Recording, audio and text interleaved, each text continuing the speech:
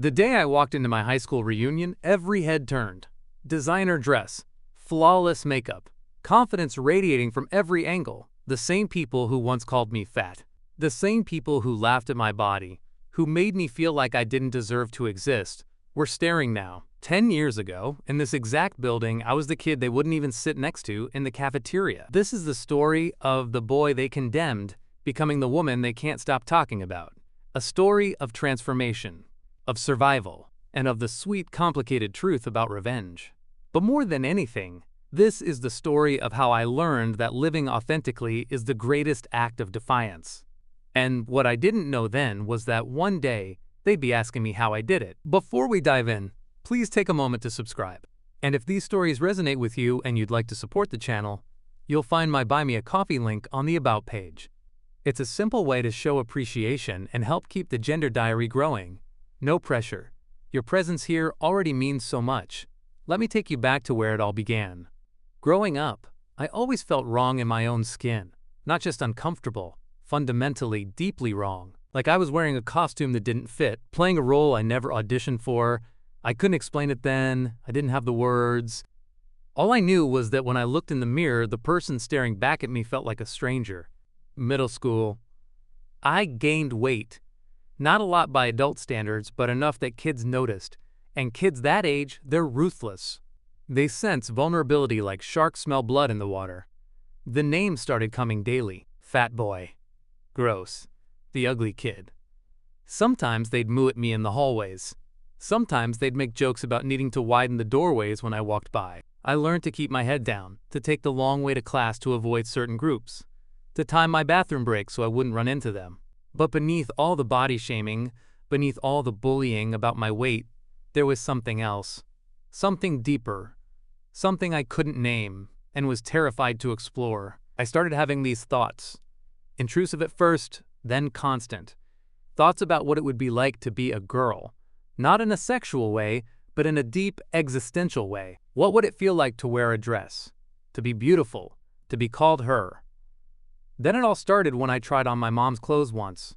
When everyone was out of the house, I locked my bedroom door, pulled a dress from the back of her closet, and slipped it on with shaking hands. When I looked in the mirror, I found recognition. For the first time in my life, I saw a glimpse of who I was supposed to be. That night, lying in my bed, I made a decision. I couldn't keep living like this. Something had to change. I had to either save my own life or break under the weight of pretending to be someone I wasn't. I decided to wait. To survive high school. To get to college, somewhere far away where no one knew me. And finally, let myself be real. Starting college as myself was the most terrifying thing I'd ever done. Moving day, I showed up to my dorm room dressed in feminine clothes for the first time in public. Jeans and a simple blouse. Nothing dramatic, but unmistakably female. My hair was still short, I wasn't on hormones yet, my voice hadn't changed. But I introduced myself with my chosen name, used pronouns, and waited for the rejection. It didn't come. My roommate, Jess, was this amazingly chill person who just accepted it. No interrogation, no weird questions, no judgment, just, cool, nice to meet you. Which side of the room do you want?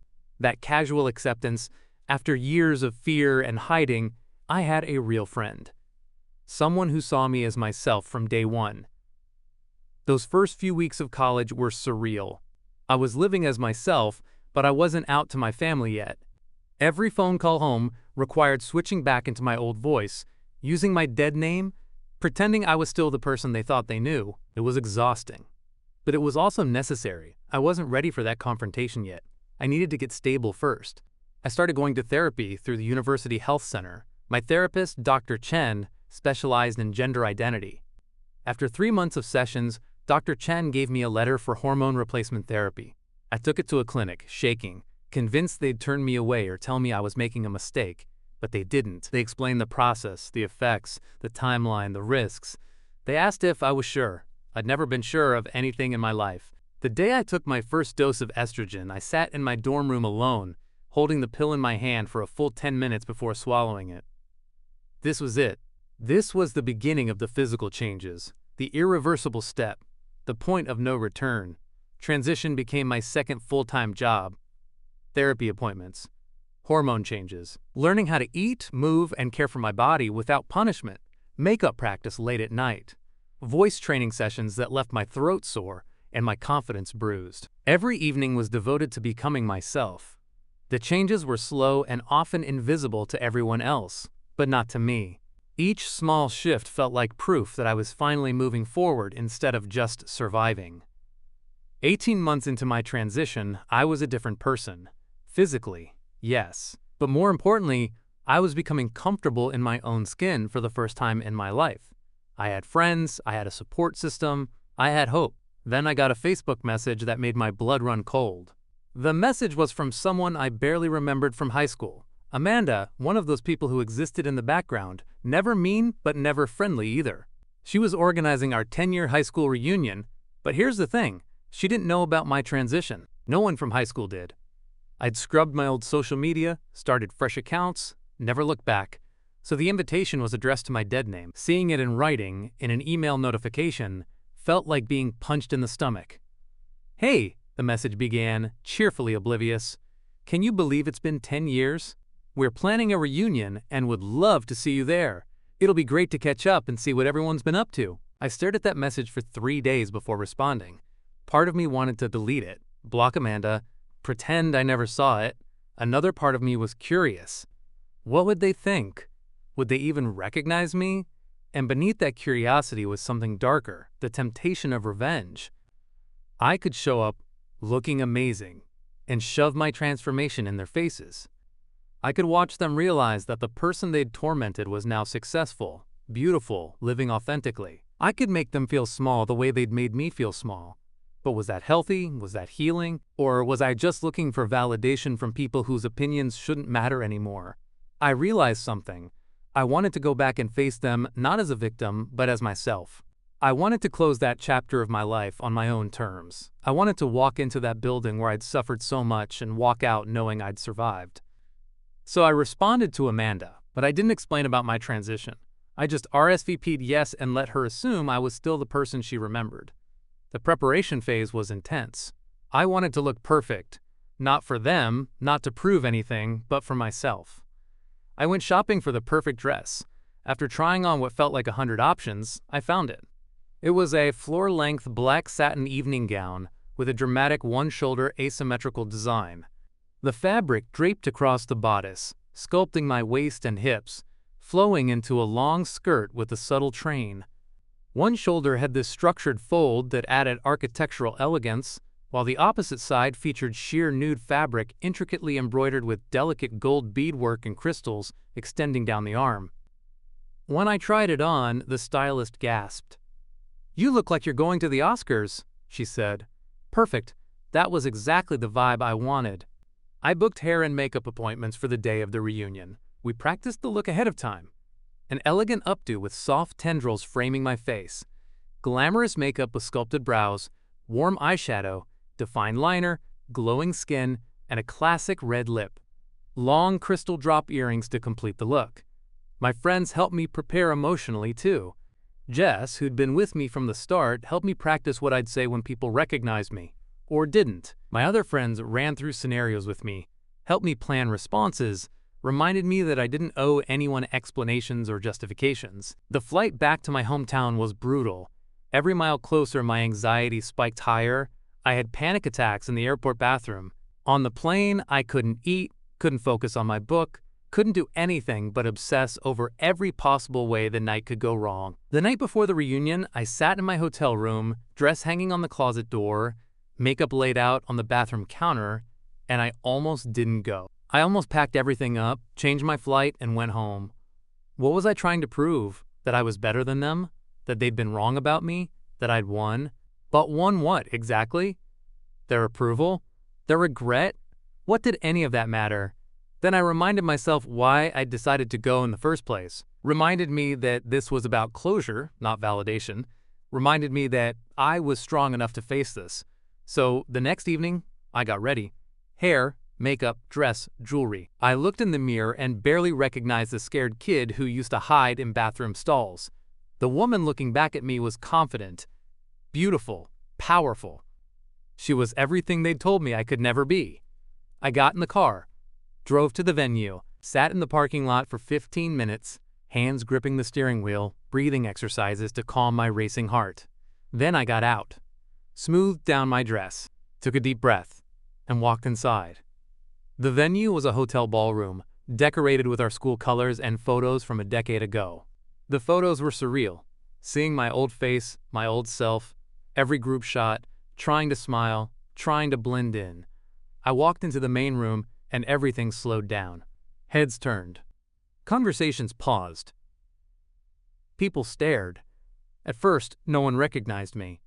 Why would they? The person they remembered was an overweight teenage boy, but now I was a woman in a designer gown, poised and confident. They were looking at me like I'd walked into the wrong event. I got a drink from the bar, trying to calm my nerves, scanning the room for familiar faces. Some people looked exactly the same. Others had changed completely. And then I saw her. Anastasia. She'd been a bully in high school, the one who'd started the worst rumors, led the cruelest campaigns, made my life harder in ways both big and small. She was standing near the entrance, holding court with a group of women who'd been in her orbit back then. She looked good, well-dressed, hair done, clearly successful. Part of me had hoped she'd peaked in high school, that karma would gotten to her. But life isn't a movie. Sometimes bullies grow up and do fine. She noticed me staring and walked over, this fake friendly smile plastered on her face. The kind of smile you give strangers at events. "Hi," she said brightly. "I love your dress. Are you someone's plus one? I'm trying to remember if you went to school with us." For a moment, I considered lying. Playing along. Pretending to be someone else entirely. But I'd come here to face this, not to hide. "Actually," I said, my voice steady, "I did go to school here. You knew me. Pretty well, actually." Her smile faltered slightly. Confusion crossed her face. She was trying to place me, scrolling through mental files of female classmates, coming up empty. "I'm sorry, I'm blanking on." Then I introduced myself. The recognition hit her in stages. First confusion, then disbelief, then shock, then something that might have been strange. Her face went through a dozen emotions in 3 seconds. "Oh my God," she breathed. You transitioned." "I did." She stared at me, mouth slightly open, clearly not knowing what to say. Around us, other people were starting to realize what was happening. Whispers rippling through the crowd. More stares. More recognition. "Wow," Anastasia finally managed. "You look amazing. I mean, I never would have. Wow." And then she smiled. That same fake friendly smile. And I realized something that made my blood run cold. She was going to pretend we'd been friends. "I always knew there was something special about you," she said, loud enough for others to hear. "I'm so happy you're living your truth." The look on her face when she said it. Trying to rewrite history, trying to absolve herself. I'll never forget it. But what happened next? I didn't see that coming. Anastasia's shock transformed into this uncomfortable barrage of questions, each one more invasive than the last. "When did you know? Have you had surgery? Do your parents know? Are you dating anyone?"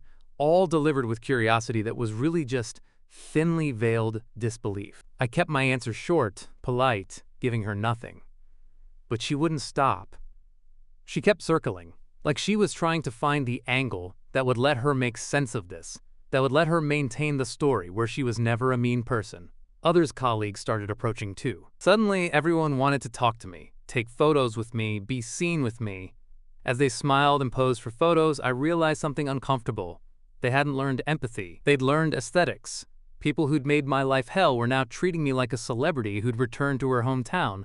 The validation was hollow. These people hadn't changed their values. They'd just recalculated my worth based on my appearance. Now they were nice to someone they perceived as an attractive woman.